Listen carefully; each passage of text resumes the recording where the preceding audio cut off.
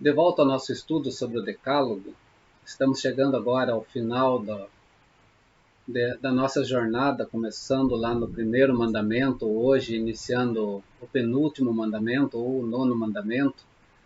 Queremos falar sobre o que diz lá em Êxodo, capítulo 20, verso 16, não dirás falso testemunho contra o teu próximo, ou falando sobre o tema, o Deus de toda a verdade. Esse então é nosso intuito nesse momento, através desse estudo, finalizando então, ou chegando próximo ao fim, desses 10 mandamentos, ou da lei moral que o Senhor trouxe para as nossas vidas antes mesmo de Moisés, por não ser uma lei mosaica, estava presente antes de Moisés, e também é uma lei que prossegue, porque Cristo Jesus deu um novo sentido também a ela, nas nossas vidas. Nós vemos isso lá em Mateus capítulo 5 ao 7, que fala do reino de Deus e da ética do reino, como são os cidadãos do reino, são os cidadãos que vivem de acordo com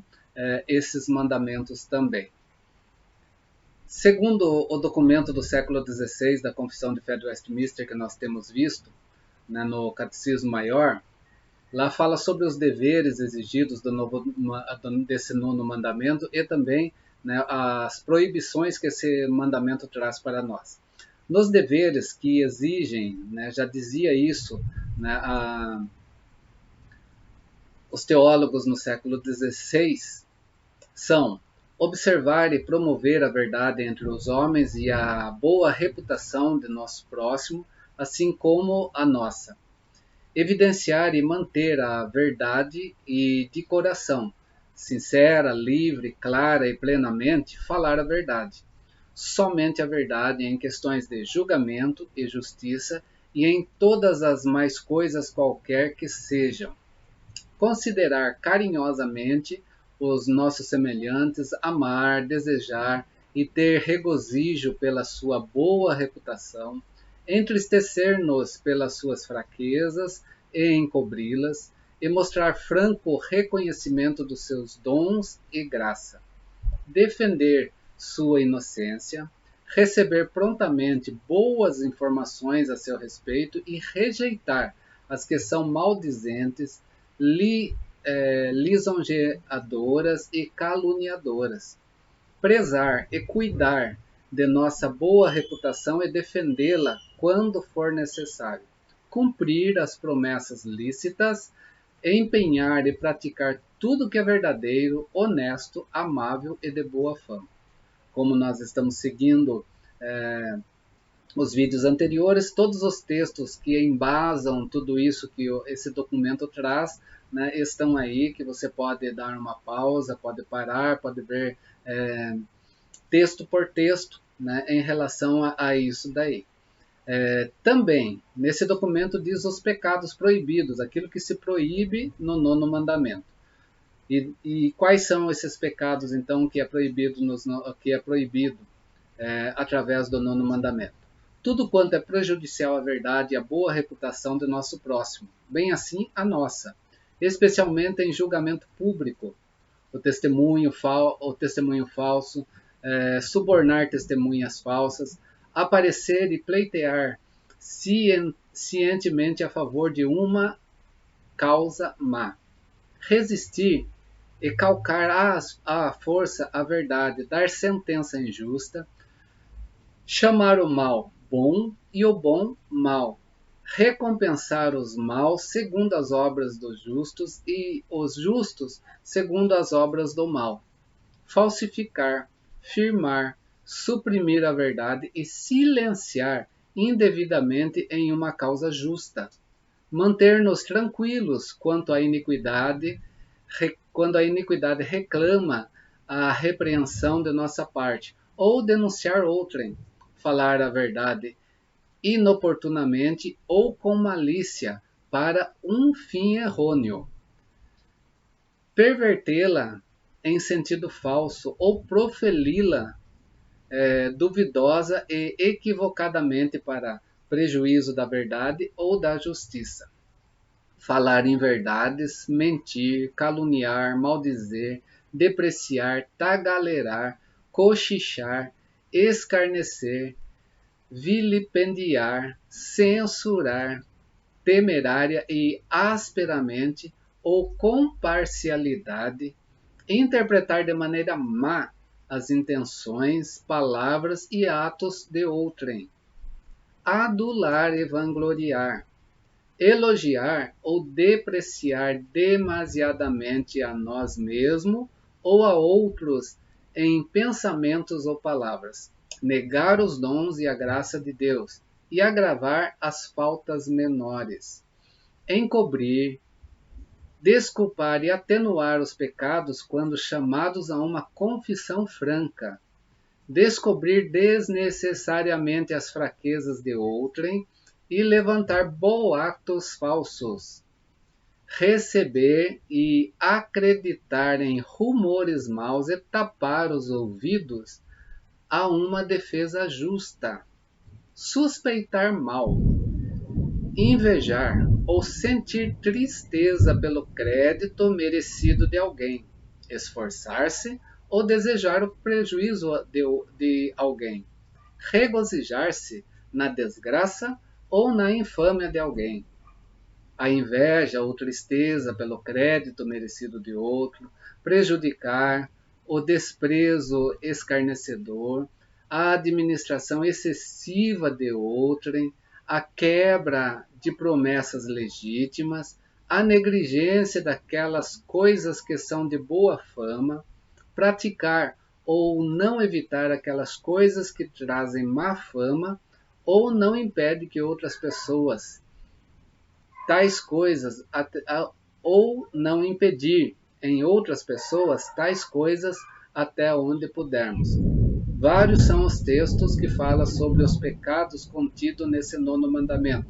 Pode ser visto um a um, e ele começa justamente lá quando o homem pecou em Gênesis 3.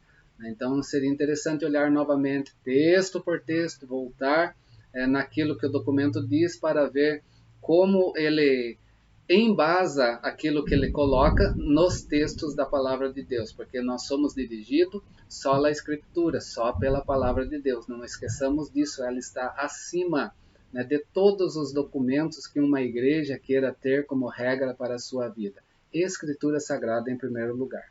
Mas vamos lá então. Êxodo capítulo 20, verso 16. Não dirás falso testemunho contra o teu próximo. Entendendo esse mandamento agora na prática. O fato é que nós aprendemos muito cedo a mentir e nos acostumamos a falar e a ouvir também mentiras. Muitas vezes, vidas são destroçadas por conta de uma mentira que alguém contou. A honra talvez seja a parte mais sensível do ser humano. O nono mandamento trata dessa proteção nessa área. Assim como o sexto mandamento proíbe a injúria física, o nono mandamento proíbe a injúria através de palavras. Segundo Lutero, reformador também do século XVI, ele diz que a suma, o resumo, o sentido geral desse mandamento é: ninguém deve causar dano ao próximo com a língua, quer se trate de amigo, quer se trate de inimigo, nem deve falar mal dele. Pouco importa se é verdade ou mentira, a menos que seja decorrência de mandato ou vise a melhorar. O contexto em que esse mandamento nos foi dado está como base Tribunal de Justiça. A primeira referência que nós vamos ter disso é dentro das Escrituras Sagradas. Todos os dias, os israelitas davam testemunho por meio de processo legal. E numa sociedade, como era a sociedade do passado, em que todos ou quase todos os crimes envolviam crimes capitais ou pena de morte, o falso testemunho bem-sucedido seria equivalente a assassinato, né? Não matarás. Né? Já estava aí transgredindo também o mandamento anterior. Por isso, a testemunha contra alguém tinha que ser também o seu executor. Era a testemunha que dava a liberdade, era a testemunha que fazia o quê? Fazia com que ele fosse condenado também à morte. Deuteronômio capítulo 17, verso 7 diz assim: as mãos da testemunha serão primeiro contra ele, para matá-lo, e depois as mãos de todo o povo. Assim livrarás o mal do meio de ti. Né? Ou seja, toda a pena capital envolvia o quê? Testemunhas. Né? E as testemunhas, se fossem não sinceras, elas estavam também cometendo um ato de assassinato. Assim, então, se as testemunhas mentissem, né, elas seriam culpadas do sangue daquela vítima. Nós vimos ali no documento o que o nono mandamento proíbe. De acordo com o Catecismo Maior então, da Confissão de Fé de Westminster, ele vai proibir toda mentira que distorça o julgamento dos tribunais. Né? Proveniente, então, o quê? De tribunais de justiça. Textos da Palavra de Deus estão aí para você poder estar olhando. Se quiser, pode parar, né, e prosseguir depois. O suborno que contrata a falsa testemunha. A mentira movida pela opinião pública. A mentira movida pela atitude da multidão. A mentira movida pela compaixão aos pobres. Um pouco dessas questões que nós estamos vendo aqui, hoje nós poderíamos traduzir como fake news também. Vai estar enquadrado nessas questões. Falar a verdade inoportunamente para um fim errôneo e uma coisa má. Distorcer o sentido da verdade usando-a equivocadamente. O mexerico, né, que pretende o quê? Marcar ou manchar a honra. Suprimir a verdade e silenciar indevidamente quando falar produzir a justiça, ou se calar, né, para não sair do politicamente correto. Também está contrariando o nono mandamento. Usar de bajulação, atitude típica do falso profeta, ou de fingimento, né, ou seja, aquele que por frente é uma coisa, por trás está com uma faca. Né, o chamado amigo da onça, que nós sabemos muito como age. Aguardar as faltas dos outros e suspeitar mal. Todas essas coisas estão proibidas naquele documento, né, e tem a ver com a palavra de Deus também. O nono mandamento ele ordena que nós sigamos a verdade em todos os momentos. E sobre esse ponto, né, nós temos que ver o seguinte: nenhum inimigo ou criminoso tem direito algum de receber de nós nenhum conhecimento que possa usar para nos trazer mal. Como isso? Nesse caso, se alguém nos perguntar onde guardamos o nosso dinheiro ou a nossa arma em nossa casa, não seríamos obrigados a responder a essa pergunta com a verdade. Né? A questão é, Deus aprova a mentira? O nosso tema é o Deus da verdade. A resposta a essa pergunta deve ser sempre negativa. Deus não aprova a mentira, pois se aprovasse estaria indo contra a sua própria natureza. Né? Deus não pode mentir, ele é o Deus da verdade. Né? Tito 1:2 vem mostrar isso, Salmo 31:5, Isaías 65:16 e João 14:6, que é muito propagado esse João 14:6 hoje, né? Que fala de Deus, fala de Cristo Jesus, não fala de nós, dizendo que ele é a própria verdade, né? Mostra que Deus não aprova a mentira. Né? Não vamos pegar esse texto que hoje é usado politicamente para falsear, né, uma vida religiosa pautada na palavra de Deus. Aí já está a mentira muito mais presente ainda. O texto é cristocêntrico, João 14:6. Vamos guardar isso em nossa memória, para nós não esquecermos e sermos também ludibriados, ok? Contudo, temos dois exemplos aqui que nós precisaríamos analisar. Raabe em Josué, capítulo 2, verso 3 a 5, capítulo 6, verso 17, versos 22 a 25, fala de uma mulher que mentiu para proteger os espias. E as parteiras também, hebreias no Egito, que mentiram para não jogar as crianças, né,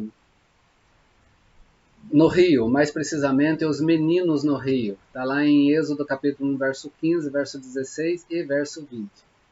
O que nós olhamos aqui? Vou trazer mais uma questão para nós analisarmos antes dos casos. Ver um roubo ou planejamento de um assassinato e não dizer a verdade é como ser um cúmplice de tais crimes, certo? Tranquilo nisso. No caso de Raabe, se ela tivesse dito a verdade com relação aos espias, nesse sentido teria sido cúmplice do quê? De um crime contra aqueles homens, porque eles iriam ser mortos pelos ímpios, né? E aqueles lá estavam naquele lugar para fazer a vontade de Deus. No caso das parteiras, também o texto diz que as parteiras agiram dessa forma porque elas temiam a Deus, muito mais do que a Faraó. Nós temos aqui duas histórias no mesmo contexto. Ímpios querendo cometer assassinatos, né? E os ímpios querendo manter assassinato, né? Como devemos nós nos portarmos? Quando Hitler queria matar ou eliminar todos os judeus, nós temos histórias e relatos de cristãos que esconderam esses judeus, né, para preservar a sua vida. Né? Por quê? Porque a vida está acima de todos. Né? Nesse sentido aqui, quando essa vida vem ser tirada contra a vontade de Deus. Né? O que nós temos aqui é essa questão. Nós estamos aqui diante do quê? De seguir um ímpio e ir contra Deus ou seguir a vontade de Deus. Né? Nesse caso aqui nós temos essas dois relatos, tanto de Raabe quanto das parteiras, né, que preferiram ocultar, né, a verdade para não fazer o quê? Para não serem cúmplices de um assassinato diante daqueles que eram instrumentos, seriam instrumentos de Deus, tanto os espias quanto Moisés, que nasceria nesse período, que seria o libertador do povo de Deus. Se não ficou, se ficar dúvida nessas duas histórias, entra em contato que a gente faz um estudo só sobre essa questão, ok? Vamos lá. Como cumprir o 9º mandamento? Os lados positivos e negativos que nós temos nesse mandamento. Negativo, não mentir. Positivo, dizer a verdade. Né? Ou seja, fale e promova a verdade. Né? Promova a boa reputação dos outros. Né? Preocupe-se com ela, né, e com a sua própria. Fale somente a verdade nas questões de julgamento. O texto aqui do 9º mandamento está em contexto de tribunal de julgamento, né? Defendendo o inocente. Entristecer-nos pela fraqueza dos outros e não espalhá-la para mas ajudá-las, né? Não espalhá-la, não fazer fake news ou espalhar, né? Ser mexeriqueiro nesse sentido. Receba prontamente a boa informação e rejeite as más. Evite aquilo que pode gerar maus comentários sobre você e defenda também a sua honra. Os textos da palavra de Deus estão aqui para a nossa base. Como Jesus trata o 9º mandamento? Falando de Cristo, o novo mandamento, a expressão de Paulo em Romanos 3:4 traz para nós dizendo assim: seja Deus verdadeiro e todo homem mentiroso. Nos mostra o quê? A nossa incapacidade natural de cumprir perfeitamente esse mandamento. Deus é verdadeiro, o homem não. Tanto é que a palavra de Deus diz que o nosso coração é enganoso. Um outro texto que fala dessa incapacidade em nós está em Tiago, capítulo 3:8, quando ele diz: mas nenhum homem pode domar a língua. É um mal que não se pode refrear, está cheio de peçonha mortal. Né? A língua é um veneno, nesse caso, né? O que diz o texto da palavra de Deus. Mas, quando olhamos para Cristo, nós vemos que Cristo cumpriu, sim, perfeitamente esse mandamento, e ele cumpriu, pois ele é a verdade, e ele cumpriu em nós também, pois a sua boca não se achou engano, diz 1 Pedro capítulo 2, verso 22. A justiça de Cristo, ela foi nos atribuída. De outro modo, não poderíamos nós adentrar em sua presença, pois Os mentirosos não têm partes no reino de Deus, diz Apocalipse capítulo 21 e Apocalipse capítulo 22. Só em Cristo é que de fato nós podemos então entrar na presença de Deus e estarmos diante do reino de Deus. Aplicando isso para nós, nossas palavras podem ter poder destrutivo. Podemos até cometer assassinato através delas. Falar somente a verdade no mundo pós-moderno pode não nos fazer populares, mas importa mais o quê? Obedecer a Deus do que aos homens. O Deus da verdade é a razão pela qual a verdade é louvada e a mentira é considerada errônea. Até aqui nós queremos estar. Semana que vem nós prosseguiremos nesse nono mandamento. O Deus de toda a verdade, em Êxodo capítulo 20, verso 16. Não dirás falso testemunho contra o teu próximo. Agora nós estamos indo um pouquinho mais rápido. Por quê? Porque esses mandamentos estão ligados aos demais que nós já estudamos. Então é uma somatória para nós estarmos compreendendo. Espero que até aqui tenham compreendido. Ficou dúvida, me procure. Ficou dúvida, nós podemos sanar em outro momento também. Forte abraço desse irmão em Cristo. Deus te abençoe nesse resto de semana e nesta semana que vem. E prossigamos avante, conhecendo a palavra de Deus e sendo dirigido por ela em nossas ações, de forma a vivermos, de fato, a vida cristã na face da terra. Deus abençoe a tua vida.